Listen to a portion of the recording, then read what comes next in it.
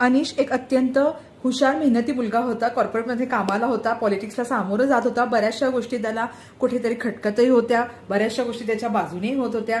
असा त्याचा प्रवास सुखकर चालला होता. कॉर्पोरेटमध्ये असून सुद्धा मस्त एन्जॉय करत होता. परंतु झालं असं, सगळं काही व्यवस्थित सुरळीत चालू होतं. फॅमिली आणि वर्क लाईफ बॅलन्स हातात घालून चालले होते. त्या दरम्यान युएसचा प्रोजेक्ट आल्यामुळे सर्व काही कॉल, सर्व काही काम हे लाईनअप झालं इव्हनिंग्समध्ये आणि मग त्याची फॅमिली लाईफ कुठेतरी डिस्टर्ब होऊ लागली. आता मात्र अनिश हळवा झाला. मी माझ्या फॅमिलीला वेळ देऊ शकत नाही, मी माझ्या कुटुंबाला वेळ देऊ शकत नाही, म्हणून तो आतमध्ये झुरायला लागला आणि त्याचा परिणाम त्याच्या कामावरती दिसू लागला.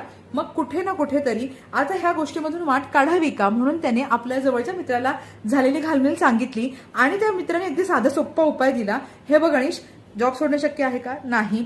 घरी बसणं शक्य आहे का? नाही. अशा वेळेस आहे ती परिस्थितीचा स्वीकार कर. म्हणजे काय की मी आता ह्या परिस्थितीमध्ये अडकलेलो आहे, परंतु ह्या परिस्थितीमध्ये सध्या तरी मला बाहेर येता येणार नाही, म्हणून ती परिस्थितीचा मी स्वीकार करतो. दुसरी गोष्ट, ठीक आहे आता मी स्वीकार केलेला आहे पण मला ते बेरेबल नाहीये. अशा वेळेस दुसरा मार्ग निवड. म्हणजे आहे ती परिस्थिती स्वीकार कर. चालू असतानाच, ती परिस्थिती सुरू असतानाच दुसऱ्या एका मार्गासाठी स्वतःला तयार कर आणि ह्या चाललेल्या विक्षेप सर्कसमधून स्वतःला बाहेर काढ. म्हणजेच काय फ्रेंड्स, आलेली परिस्थिती कितीही कठीण असली तरी सुद्धा तुमचा जर मनाचा ठाम निश्चय असेल की मला हे करायचं म्हणजे करायचंच आहे, तर पुरी कायनात जुळ जाएगी तुम्ही उस चीज से मिलाने के लिए.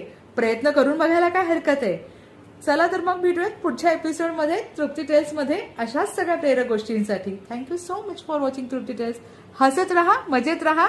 तृप्ती टेल्सचं सबस्क्राईब करत राहा. धन्यवाद.